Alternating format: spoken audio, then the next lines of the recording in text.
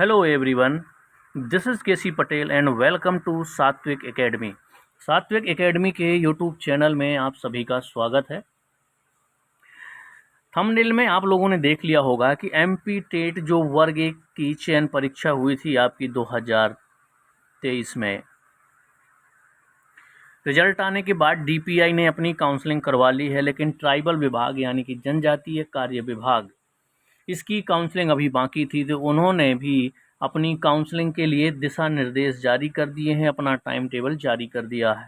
तो आप लोग टीआरसी पोर्टल में जाएंगे, जितने भी ऐसे कैंडिडेट हैं जो चयनित हैं उनकी अब काउंसलिंग स्टार्ट हो चुकी है। अब यहाँ पर देखिए प्रोफाइल पंजीयन कब से कब तक करना है। तो अभ्यर्थियों द्वारा जो प्रोफाइल पंजीयन होना है वो 6 अगस्त से आपका स्टार्ट होगा। 6 अगस्त 2024 से 8 अगस्त तक आपको प्रोफाइल पंजीयन करना है। प्रोफाइल पंजीयन के बाद 6 से 8 अगस्त तक ही आप लोगों को अपने दस्तावेज अपलोड करना है। इसके बाद 6 से 8 तारीख के बीच में ही साला विकल्प चयन करना, यानी तीनों प्रोसेस आपकी 6 से 8 तारीख तक हो जानी चाहिए। क्या क्या? प्रोफाइल पंजीयन रजिस्ट्रेशन करिए, दस्तावेज अपलोड करिए और साला विकल्प का चयन कीजिए। इसके बाद जो जिला स्तर पर आप लोगों के डॉक्यूमेंट्स वेरिफिकेशन होंगे वो होंगे 12 अगस्त 2024 से लेकर के 14 अगस्त 2024 तक आपके डॉक्यूमेंट्स वेरिफिकेशन होने वाले हैं। जो दिशा निर्देशिका है देख लीजिए यहाँ पर, ये उच्च माध्यमिक की शिक्षक नियोजन 2024 के चयनित आवेदकों के लिए दिशा निर्देशिका जारी कर दी गई है। तो इस पर क्लिक करेंगे तो आपको पूरे दिशा निर्देश मिल जाएंगे कि वर्ग 1 की काउंसलिंग किस तरीके से होना है और कैसे होना है। सारे रूल्स आपको दिशा निर्देश में मिल जाएंगे। 6 से 8 तक आप लोग अपनी पूरी प्रक्रिया कंप्लीट कर लें। इसके बाद आपकी डेट आ जाएगी मोबाइल नंबर पर या फिर आपकी प्रोफाइल पंजीयन की लॉगिन पर कि आपका डॉक्यूमेंट्स वेरिफिकेशन कब है। ठीक है, तो देखिए ये दिशा निर्देश आपके यहाँ पर ओपन हो चुके हैं 19 जुलाई 2024 को। ये है पूरे दिशा निर्देश। यहाँ पर देखिए, मध्य प्रदेश जनजातीय एवं अनुसूचित जाति शिक्षण संवर्ग सेवा एवं भर्ती नियम 2018 तथा इस नियम में समय समय पर किए गए संशोधन में उल्लेखित प्रावधानों तथा समय समय पर जारी निर्देशों के अंतर्गत मध्य प्रदेश कर्मचारी चयन मंडल भोपाल के द्वारा उच्च माध्यमिक शिक्षक चयन परीक्षा वर्ष 2023 में आयोजित की गई। चयन परीक्षा परिणाम के आधार पर कर्मचारी चयन मंडल द्वारा जारी चयन सूची के अभ्यर्थियों के दस्तावेज अपलोड, सत्यापन, साला विकल्प चयन की कार्यवाही प्रारंभ की जा रही है।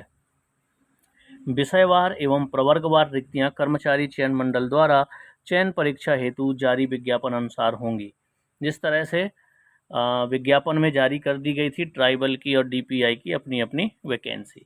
उपरोक्त प्रक्रिया में शैक्षणिक व्यावसायिक योग्यता, आयु सीमा, आरक्षण, निहत्ता इत्यादि प्रावधान कर्मचारी चयन मंडल द्वारा चयनित परीक्षा के विज्ञापन के समय जारी नियम पुस्तिका के अनुसार लागू होंगे।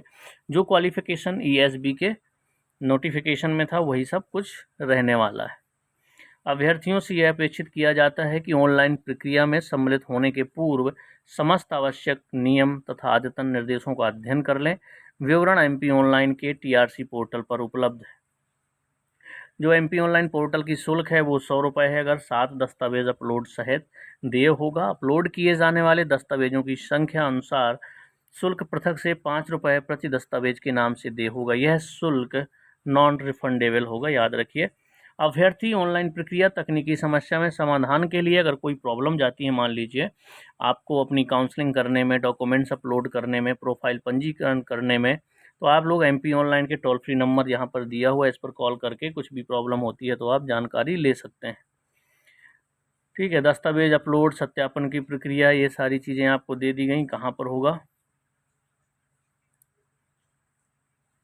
अभ्यर्थियों के लिए विशेष अंक सूची मान्यता प्राप्त संस्थान से ही मान्य होंगे। मतलब डॉक्यूमेंट्स वेरिफिकेशन में कोई भी रियायत नहीं बरती जाएगी। सभी रूल अनुसार आपके डॉक्यूमेंट्स भी होने चाहिए। अतिथि शिक्षक का अनुभव प्रमाण पत्र शैक्षणिक सत्र 2023-24 तक के ही मान्य होंगे, यानी कि 23-24 तक मान्य किया जाएगा, इसके बाद के मान्य नहीं किए जाएंगे। स्कूल शिक्षा विभाग जिला शिक्षा अधिकारी द्वारा हस्ताक्षरित जिला शिक्षा अधिकारी द्वारा जारी किए गए प्रमाण पत्र का जीएफएमएस पोर्टल पर देखा जा सकता है।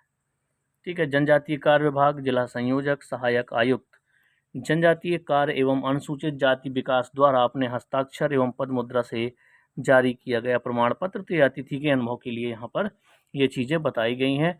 जो अतिथि के लिए आपका क्वालिफिकेशन होता है, यानी कि जो क्राइटेरिया होता है, 3 आपके सत्र होने चाहिए और कम से कम 200 दिन पढ़ाया है, तो आप लोग अतिथि शिक्षक की कैटेगरी में आ सकते हैं। आ क्या सकते हैं, आते ही हैं, तभी आपको अतिथि शिक्षक रिजर्वेशन का लाभ मिलेगा। तो ये दिशा निर्देशिका है पूरी, आप लोगों को PDF, ये देखिए यहाँ पर पूरा दिया हुआ है विवरण। प्रोफाइल पंजीयन, दस्तावेज अपलोड और साला विकल्प का चयन 6 अगस्त से 8 अगस्त तक ये प्रक्रिया होगी। और डॉक्यूमेंट्स अपलोड किए गए दस्तावेजों का जो जिला स्तर पर सत्यापन होना है वो 12 से 14 अगस्त तक आपकी होगी।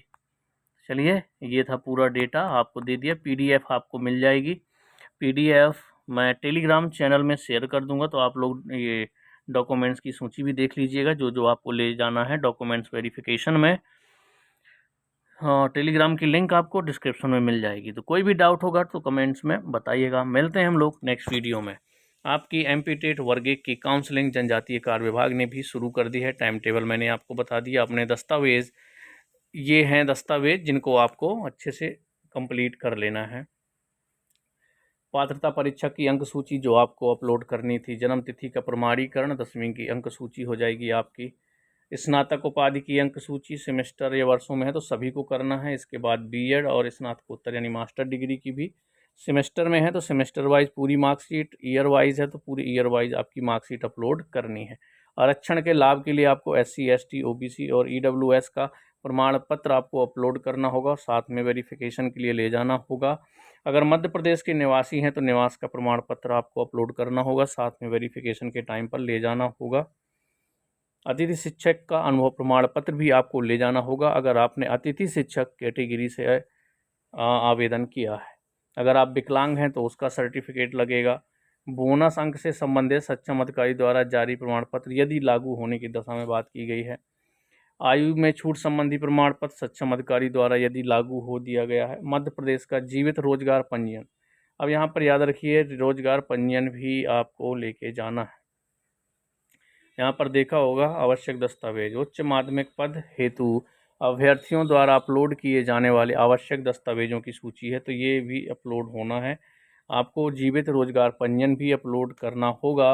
उपनाम परिवर्तन की स्थिति में शपथ पत्र या दोनों परिवर्तन की स्थिति में राजपत्र में परिवर्तित नाम के प्रकाशन की प्रति लागू होने की दशा में। तो ये सारे डॉक्यूमेंट्स हैं, ये सभी डॉक्यूमेंट्स आपके ऑनलाइन अपलोड होंगे और वेरिफिकेशन में भी सभी डॉक्यूमेंट्स आपको लेकर के जाना है। इससे रिगार्डिंग अगर आपके मन में कोई डाउट रहता तो आप कमेंट से पूछ सकते हैं, बाकी PDF में शेयर कर दूंगा आप लोगों के साथ टेलीग्राम चैनल में, तो जा करके वहाँ पर देख लीजिएगा। मिलते हैं हम लोग नेक्स्ट वीडियो में, तब तक के लिए जय हिंद, जय भारत।